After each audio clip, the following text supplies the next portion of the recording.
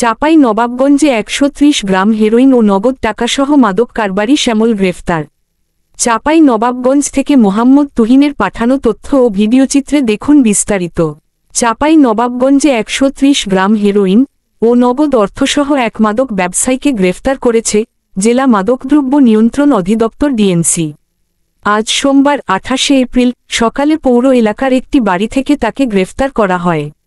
গ্রেপ্তারকৃত মাদক ব্যবসায়ী চাঁপাই নবাবগঞ্জ জেলার সদর উপজেলার রানীহাটি ইউনিয়নের রামচন্দ্রপুরহাট এলাকার সুধীর চন্দ্র রবিদাসের ছেলে শ্যামল রবিদাস ২৮।